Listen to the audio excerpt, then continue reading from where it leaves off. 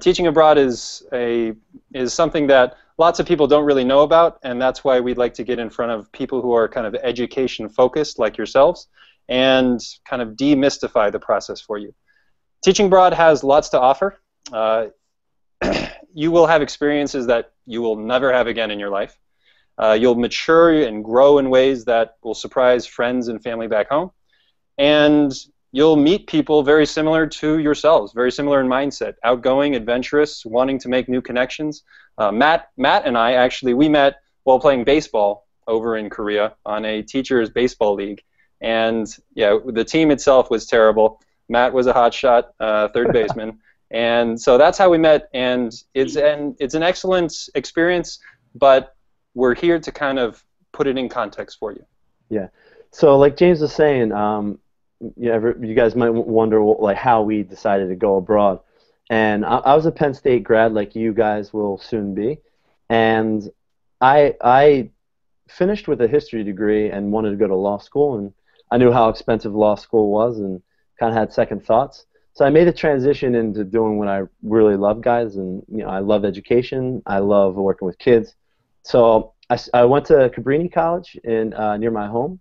I student taught, had a wonderful experience at my high school, and my principal said to me when I finished, he said, "Matt, you did a great job." He said, "But there's nothing here for you job-wise, and there's not going to be anything here for a long time." So I said, okay, Principal Mills, thank you for being honest, but I have to make a decision. So I decided that I always wanted to go to a different country, immerse myself in the culture, maybe learn a little bit of the language, and just how people live. And of course, the big reason was to continue teaching. So I did that for 2 years, guys, had wonderful experiences, countless experiences that we'll share some with you. And I haven't looked back since. Yeah, and something that Matt and I share in common is how we actually went over there. We both had recruiters, and recruiting, the connotation of the word recruiter for most teachers abroad is very bad. Often the word recruiter brings up images of a paragraph of text and one picture, and that's kind of all that they give you if you're interested in going abroad. Just by a show of hands, where I am kind of looking out at your classroom here, how many of you have ever seen a Teach Abroad in Asia advertisement? Yeah. Perhaps one or two of you. I mean, you've seen the advertisement. Have you actually gone in and looked at the ads? You can talk. Not really? Okay. Well, if you actually do, a big problem with current recruitment methods is transparency. And we know that so many of these opportunities at schools that we work with, like we work with about 5 schools in Korea. We love the schools, they're great, we've gotten good reviews from them, and we've gone in and personally met them, and we've put up great profiles for you we'll show you in a second. But what we really want to do is show you these schools in text, in pictures, in videos, because the opportunities are really great. The pay is great, the school itself is great, the kids are great, the opportunity is amazing, the experience is a big part of why you're going. And if you just knew a little bit more about these places, you would A, not be scared of them, and B, be very excited and want to teach there. So our mission number 1 is transparency. So I'm going to kind of show you the website about what we do. We actually go to these schools. Let me just share my screen with you real quick. So James is going to show you, guys, if you look at the screen, he's going to show you our schools that we work with, well, one school in particular, and show you how in depth we try to go with videos, text, and content about the school, because teachers are going halfway across the world, if not even further, and they need to know as much as possible, because there needs to be this whole comfort complex. You don't want to be uncomfortable or uncertain about what you're getting yourself into. So James is going to open up the school profile and show you one school that we work with. Yeah, so again, these schools, we've essentially handpicked them and gone to them and said, hey, we want to recruit for you because we know people that have worked there, or we have worked for you personally, and it was a great experience. There's lots of horror stories of going overseas and being left without a job, or the school, is not a great place to work. But that's a big reason for us to be doing this in our book. Transparency, to really open this up to you. And if you kind of look at our school list, you'll see that We have about, I think we have about 5 on here right now. There's more coming in 2014 for schools in China. And what we do is we go to these schools and we say, listen, there's lots of these teachers back in America, or teaching candidates, education-focused people. They would love to work at your school if they knew more about it. So what we need from you, we need a staff member, we need a foreign staff member, we need a Korean staff member.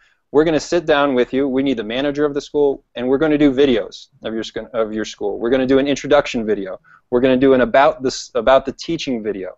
We want you to describe exactly what somebody who's living 10,000 miles away would want to ask you if they could. So we go to these schools. Obviously, you can see where it is. Busan is the 2nd largest city in Korea. That's where this school is. Beautiful beach down. Yeah, beautiful beach, an amazing beach there. And we take a bunch of pictures for you. Obviously, you can check them out on the website. And we take these videos, or we ask them to take videos.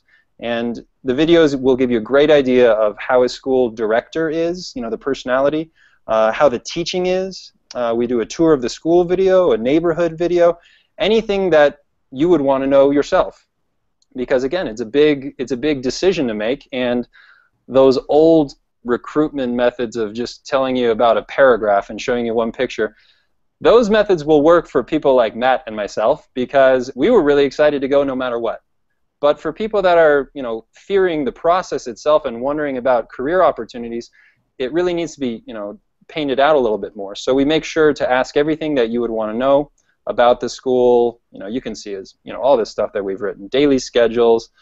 Whoops, that goes way up. Salary, housing, health insurance, anything you'd like to know. Yeah. And so, we encourage you, if you are interested in this, go just check it out on the website. Sure. And that brings us to our second mission, guys. I'll say quickly is our mission for better teachers. So anybody that's interested and has an educational mentality, you're interested in pedagogical practices, working with kids, international policy, anything to do on an international scale or on a or in regards with education, those are the kind of candidates that we're focusing on. Yeah. Also, if you're not an education major, don't worry, because if you're interested in working with kids and you have a wonderful personality, that's another kind of candidate type we are looking for. So our mission is for better teachers, or people who want to teach. And honestly, we go to these school directors and we ask them, who would you rather have, candidate A or candidate B? It's kind of like going to like an eyeglasses store and them kind of checking this lens or that lens. And we always say, what if this person has a master's degree in education? What if this person has no degree but they have a great personality in the classroom? What if this person's certified, not certified? In the end, it always comes down to personality. And simply put, if you're an energetic person who cares about education, that school would love to hire you. Honestly, you are in such demand. If that description kind of fits who you are, and you're good with kids, or you just have a teacher's personality, you are in demand. You don't even know it, but you are in demand in China and Korea. These amazing schools would love to have you on staff. Because they think you're trainable. If you have a personality like that, they think you're trainable, and it's not like the States or the West where you have to have a certification in A, B, C, and D. I mean, like the state of Pennsylvania now, making K through 3 certified teachers, and 4 through 6, et cetera, like that, and breaking it down like that. It's not like that. I mean, everybody has an opportunity if you have the right attitude, essentially. Yeah. So, Matt, why don't you talk about the personal goals or the professional development? I'll pull it up here. Yeah. So quickly, guys, I just want to talk about some people get lost when they go abroad, and it's because they're not focused. And James and I have been doing a lot of research and working with a lot of people, and we've developed 2 programs. The first of which I'll mention very briefly. A professional development program could be for an education major or anybody interested in any other focus. It's essentially creating a portfolio. We suggest Weebly.com is a great blog website, and you can also create your own portfolio.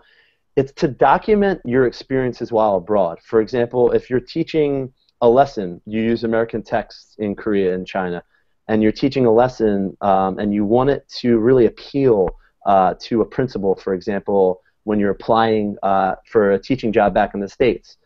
You create these lessons that are correlate to state standards in Pennsylvania or whatever state you're from, and say, hey, when I was abroad, I made use of my time and really tried to focus on creating wonderful lessons while I was abroad and not wasting my time.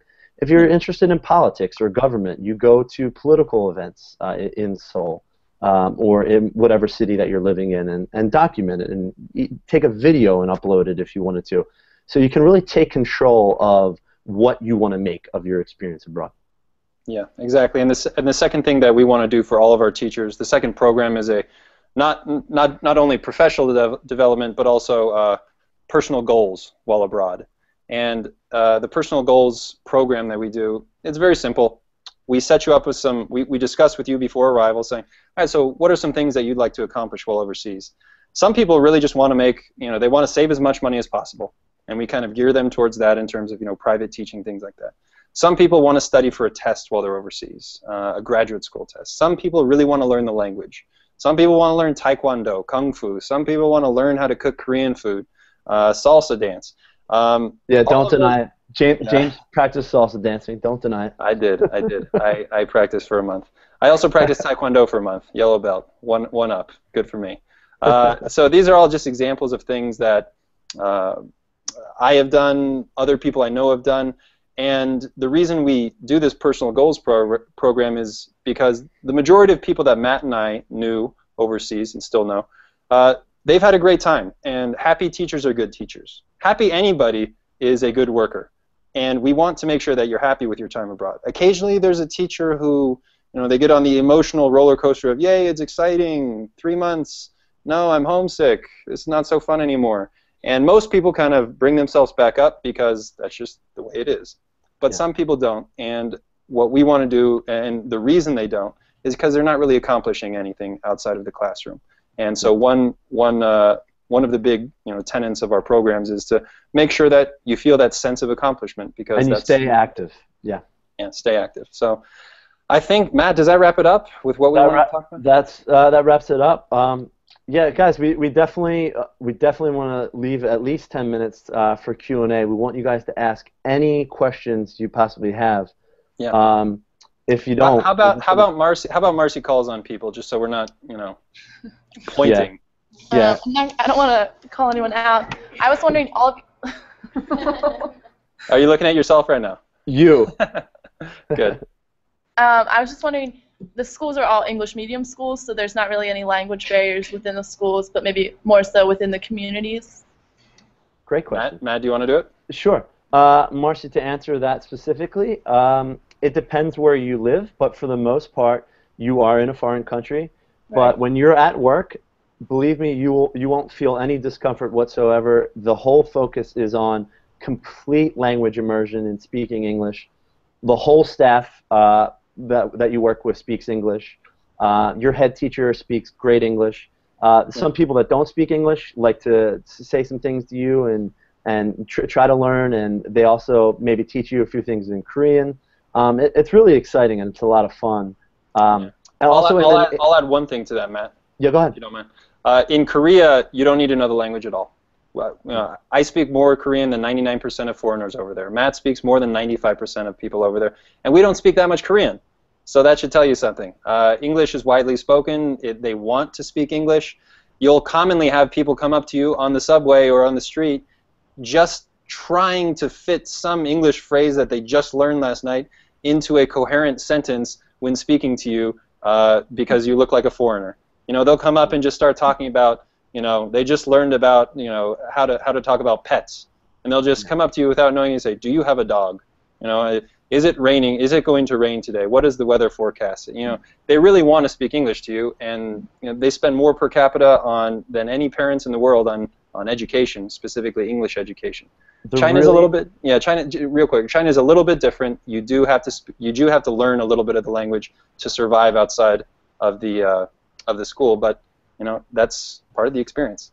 But exactly what James is getting to is they're very intrigued and they want to learn and they're excited. They're very friendly. If you learn a couple words in Korean, how to order things or say a couple of vocabulary words, that goes such a long way. And very often you'll hear Koreans say, "Oh, 한국말 잘해요." That means like you speak Korean very well, even though you just said one word. Yeah.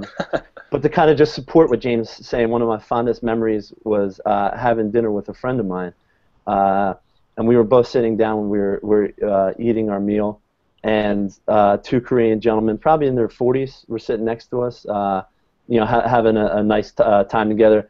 And they said, "Do you mind if we pull a little closer?" And they said this in English. It turns out the end of the story is that they said, "Thank you for the English lesson," and they bought our entire dinner. They paid for our entire dinner. Now, don't expect that, but that's just one example, and that was in Seoul. Yeah. That's just one example. I mean, can you imagine that ever happening in the States? Yeah. Probably not. But it's just an amazing. You have a lot of amazing experiences. Yeah. So are Question all number of the placements in urban areas, or are there some rural ones too? James? Yeah, most of our schools, actually not most, all of the schools are in urban areas, yes. Okay. Oh, by the way, yeah, I mean, an urban, how many cities in China have over 10 million people? I can't remember that number, but it was a ridiculous number. Something like 50 cities have over 10 million people. How many have you heard of? 4. So all of them, you might see a weird name on a city for a school like, Guangzhou, and that's kind of an area rather than a city, but it's a bustling metropolis, even though you've never heard of it, and it's just as large as New York City kind of deal. So, yeah, they're all in urban areas. Okay. Any other questions? And just to add a little bit to that, guys, the cities are so close. Seoul especially, where most of our schools are, is such a unique city, because if you were to do a Google search right now for Seoul, Korea, hit images, you will see many high-rises surrounded by mountains. You can take a bus 5 to 10 minutes. James, correct me if I'm wrong, but I believe I'm pretty accurate. To go to a mountain and go on a hike, a 10-minute bus ride, great public transportation, to go to a mountain, go hiking, and technically you're still in the city. It's pretty amazing. Yeah. So. True. Mm-hmm. So I think the main kind of way we can work together here is that even though I think most of the students in this room likely won't pursue this opportunity, that we are kind of representing the student body and are pretty well connected and can really distribute this information to people who would be more interested. So would you be able to maybe send, I don't want to ask for a short paragraph and a picture, but like a blurb or something that I can distribute through different listservs? Yeah, I mean, first of all, we understand that this is not an opportunity for everybody. In fact, if most of you said that you were interested in this, we would know that most of you were lying. So don't worry about that. It does. I mean, it takes a leap. It takes the right type of person, the right type of personality. But yeah, Marcy, there's definitely stuff that we'd like to send you because yeah, we'd like to get the message out because there is 1 in 5, 1 in 10 people that do kind of react to what we're saying, and they're like, yeah, actually that kind of resonates with me. I want to follow up. So yeah, we'll definitely send you some stuff. And if anybody in this room is interested, there might be 1 or 2 of you hiding shyly. You can definitely contact us. If you can look at the website all you want, or just if you just click on the contact us button, it's very simple. Okay. Sure. Right now we've been working, one of our projects, we've been working pretty closely with our dean and the administration to promote studying abroad and really kind of make those opportunities more available to students, make students more aware of them. And we're planning a showcase of different opportunities in January so that students can come and kind of see everything that's out there all in one place. Okay.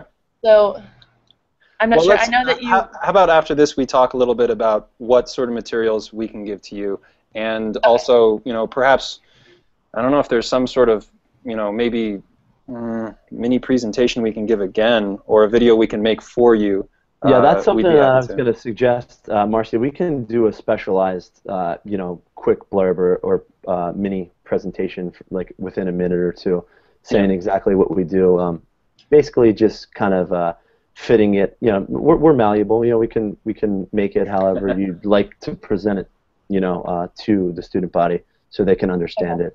Yeah, and if you have any other questions for us, right now, we are right here, right in front of you. If anybody in the room does want to ask something else, feel free. You can imagine you're stepping off a plane in a foreign country, you want to know something, or just ask about us. That's fine too. Yeah, I'd also like to mention though, it's I wasn't in the Education Student Council. I think I was in the other. I mean, it's been over 4 years, but I think I was in the International Education group. My senior Was that the year. Education Student Council rival? I don't know. It might be, but yeah, you guys do some great work, honestly. And if you guys ever have any questions, me being alumni, if you guys ever need help with anything that you're trying to do or trying to pursue, with any projects, especially if it has to do with an actual class, James or I will be more than willing to work with you or assist you. And that's just because I love Penn State, down with Michigan and Ohio State. Yeah. So are you guys just right now like recruiting people and promoting in the States, or like you're going back to Korea? What are you doing? Matt, do you want to go for it? Sure. Marcy, specifically, we are campaigning at universities in the East Coast mostly because that's where I'm from, especially with the large concentration of schools here. And we are going back and forth though, right? Yeah, we are going back, especially in January and February before March, because March is the biggest intake of teachers. Actually, the semester in Korea starts, the whole school year starts in March. It's a little bit different than our school year. But we're happy to give a presentation anytime if you do have a class that you'd like us to. Okay. Sure. Oh, that was my other question. What's the time commitment? Well, you got to be overseas for a year, that's for sure. The time commitment in terms of work hours per week, is that kind of what you mean? No, I meant like... It's a 1-year contract, Marcy. Most of them are 1-year contracts. Occasionally you'll get a summer contract, but we don't really like to advertise that heavily because it's very highly sought after for very good reasons, but very difficult to come by. So 1-year contracts.